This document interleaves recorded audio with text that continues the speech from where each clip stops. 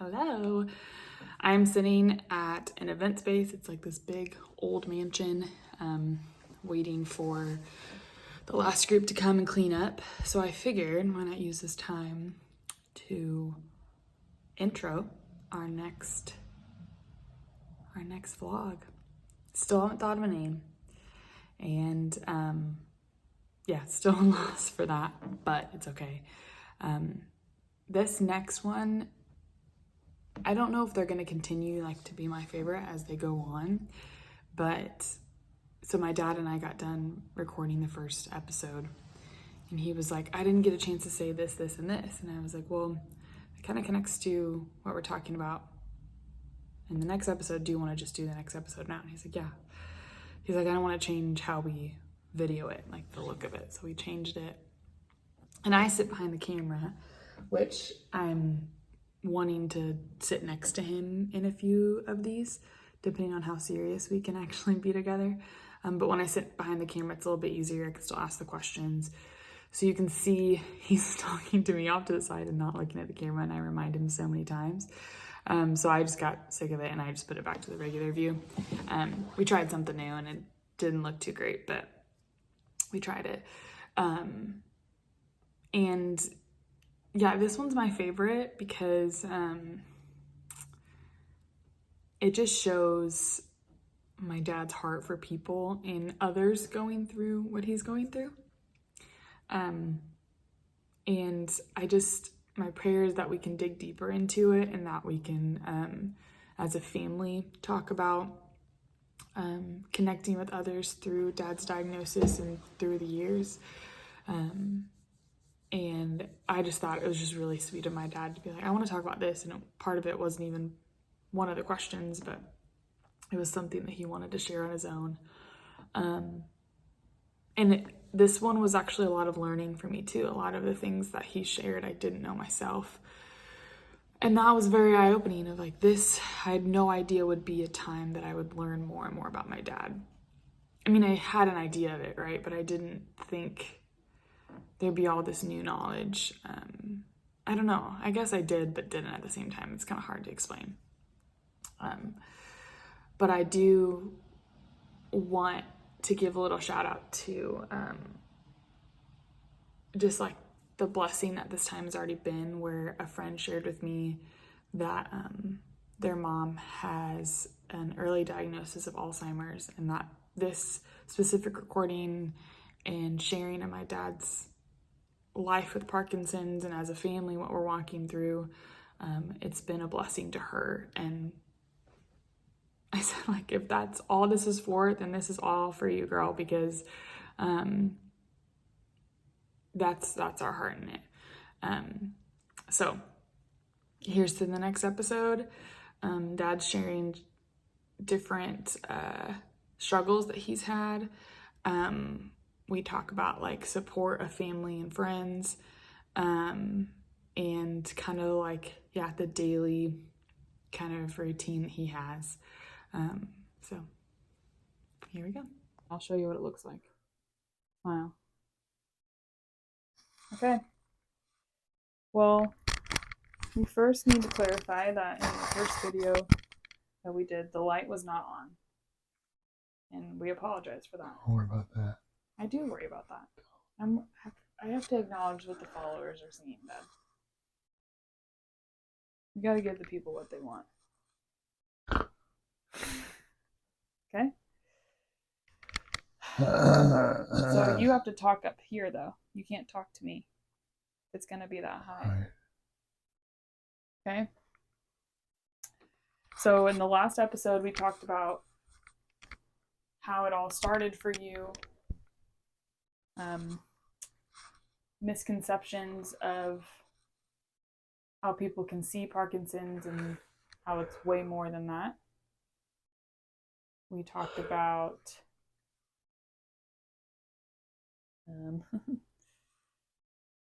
you said you shared what you'd want people to know about the disease, maybe didn't. And then you brought up a good point of the family and friends, and that you have to look up here. You can't look at me. Yeah, the thing is that if you have your family to help you out, you're on your own. You're pretty well screwed because it ain't done. Sometimes mom takes me to doctor's meetings, Mm-hmm. and I have to take myself because I know how I feel. And it's extremely important to have a good family. Well, we already talked about how you knew something was off. So, talking about family and how important it is to have them, what was it like finding out? We shared this in our the uh, practice run that I gave. It was without the mics, and we were trying to figure out what everything looked like. But what was it like finding out the diagnosis officially and then sharing with family? So that Well, you're bummed out, of course. me? No, I mean, I was bummed you. out. No, not you.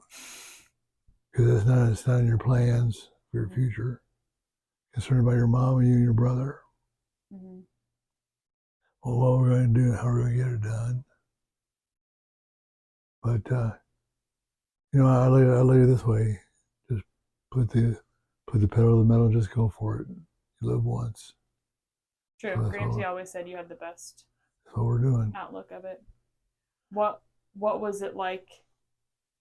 Because so take people through. We said this in the first one, but when you were officially diagnosed, Yeah. was mom with you in the room? No. So you held on to that diagnosis for I don't know. a month or so, Yeah. without telling her. Too much for her birthday. And then She's only 100 once. And then you have to look up here, Father. If you want it to be slanted. Cutting edge is what they say. What about sharing? I never asked you this, but what about sharing with Nana and Gramps, your parents? Well, same thing. Share with Jan. That's all we got. And mom and dad are concerned because of my age and the age of you kids. Got a lot to do, Mm-hmm. Of course, they're concerned. They're just the kind of people they are. Mm-hmm. And we just sat down, talked about it, got done with it. That was it. That's also how your family is. You guys kind of. We're not going to sit around and cry No. too much more. You cry a little bit, of course. You're not normal. Because it is very upsetting that you do have it. But what are you going to do? Yeah. Can't sit around mope. Got to get out there and get at it. Mm-hmm. Just do a different pace. Yeah.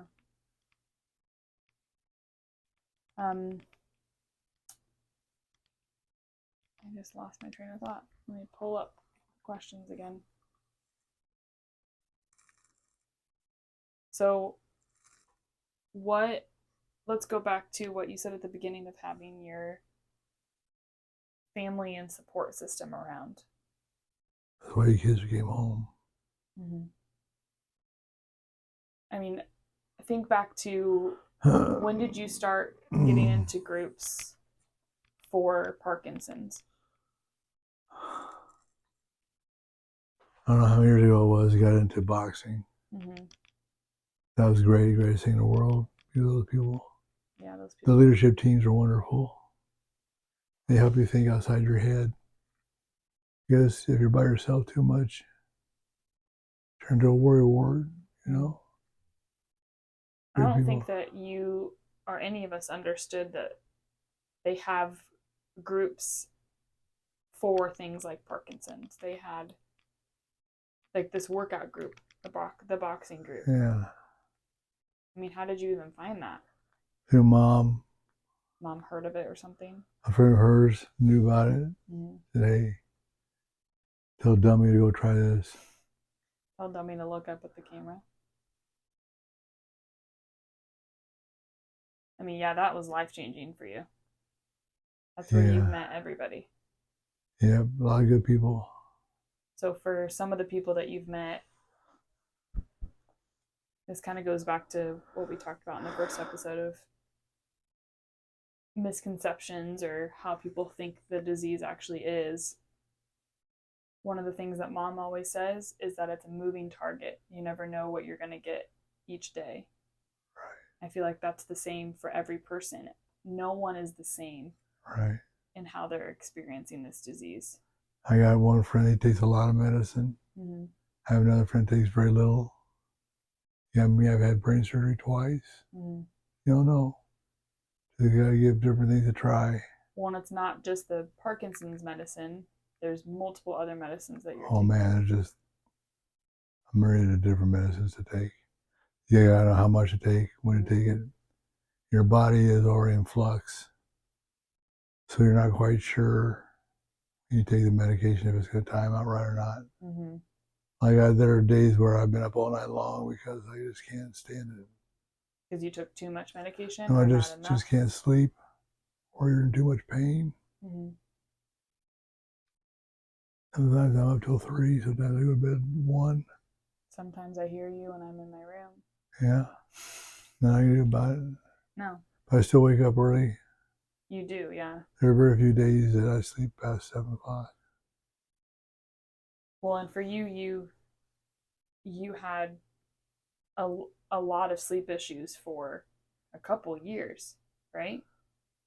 It's only been within the last year that you've kind of gotten to a rhythm of something. More or less, yeah. Like sleep apnea was on top of everything. Restless leg was one of yours. That's horrible stuff. You don't know when should I be going through that. That's horrible. Is that part of Parkinson's? Yeah. And the medication you take is for restless leg and for Parkinson's. Yeah. So I feel like that's a misconception, is truly. No one understands really what all the different medicines are for and how they work. Mm-hmm. The doctors out there, they're super specialized for the ones you have to see. You can't go see a neurologist. You have to see someone that specializes in Parkinson's. Yeah. That's who I see as a specialist. I'm going to move this back. Okay, I think that's probably a little bit better angle, even though we've already been videoing for a little bit. Oh, this is what's your daily, what's your day look like? Are you recording? Yes. Depends on what clients I have to work with and where I'm going. I have to prepare for that. It takes me forever to get ready to go anymore. Mm-hmm. I don't want to be gone very long. I get out and do my work, come back home. Mm-hmm. Because it's just a safer way to plan my day. Mm-hmm. But medication-wise, I try to take the same medication same times every day. That way everybody gets a cycle. Mm-hmm. And we'll talk about the brain surgery and how that connects to your medication in a different one. Because that's a whole other thing. Yeah, you're right, it is. Especially when they got holes in your head. Yeah. But let's say you didn't sleep well the night before. How does that affect the rest of your day? Wore out.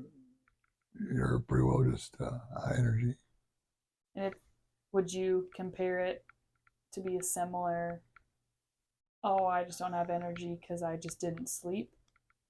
Or how would you describe when you say wore out? Because I know that it's different, but people don't understand if they are not around someone with Parkinson's. You don't get a chance to rebuild up your energy. Mm-hmm. Once you burn your energy, you're done for the day. Mm-hmm. At least for me, I had to medicate myself accordingly.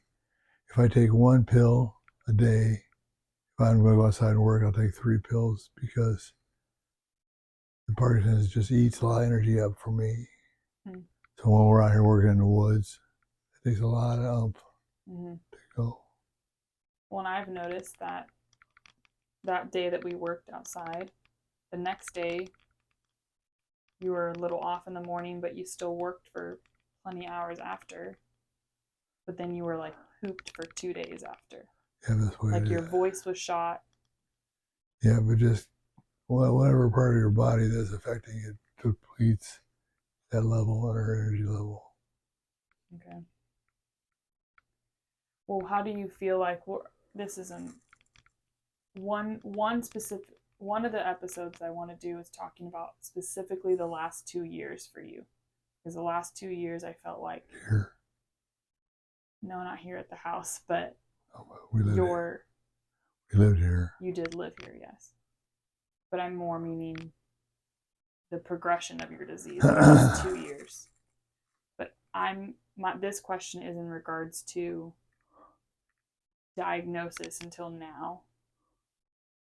What things have you seen change? They could be drastically overnight something, or it could just be something that. Well, for me, nothing's changed drastically overnight except for energy.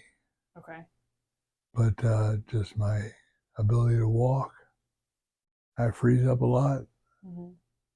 That's what the doctor's concerned about also. Why are they concerned about that? Because it's not normal. It's not? No, freezing up where you can't move. Well, on one of our practice one, you talked about the person that threw a ball through wherever he needed to go. He'd throw something. He'd throw a shoe. Because his body could then follow. He could make it through a doorway. He would walk up to a doorway, but he could go through it. Is that similar to the freezing that you're talking about? Somewhat. I had to stop. I count down in my head, 3, 2, 1. Move your left leg. You have to move your literally left leg. Tell yourself. Yeah. That's part of it is you have to tell yourself what to do. You have to plan for it. Like talking. Uh-huh. I had to stop and think about what I'm going to say. Slow down and say it. Mm-hmm. And plan things out. I just can't run along like I used to. I guess sit down with the buddies and have a beer and talk. Can't do that anymore. Don't know what to say.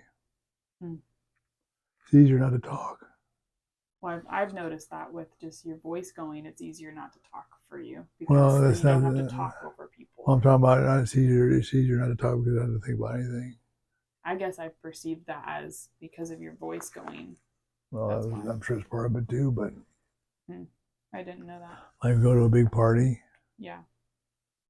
It's easier for me just to introduce myself and your mother and do whatever we got to do, and then just hang out, because I can't start conversations in settings like that. People can't hear, I can't hear, and I'm doing good because I don't talk right anyway. So does it create anxiety for you before going to those? No, there's no need for anxiety. Doesn't do any good. I know, but anxiety isn't necessarily something you can control. It is. Can come up. I can. I know, but what I'm saying is, let's say the wedding you went to this weekend, when you first were about to leave for the wedding, or you're getting ready, anxiety can come on. It doesn't mean that you can't control it to go away. What I'm saying is it can come on. Do you have in those times anxiety will come on and then you have to shift gears? No, not for that, because I knew who was getting married. That's it? Just knowing who's there? Well, I know the parents are great people. We're very good friends of ours. Oh, okay. So that was more comfortable for you. Yeah, very comfortable. Plus, it doesn't bother me. I go anywhere, anytime. It doesn't bother me.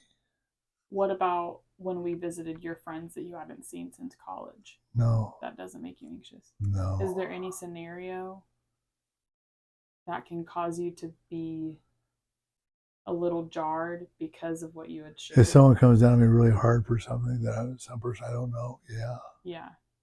Because I got to regroup my thoughts. Yeah. They don't know me or how I operate.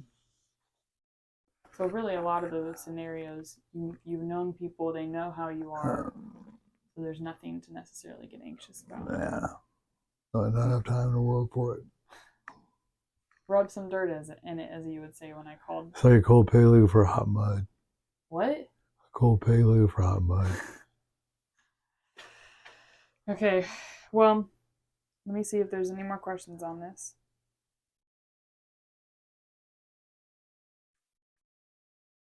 Well, the next thing I want to do is bring Mom and Nate in. We're talking about the brain surgery. Get out of the way. No, I want us to.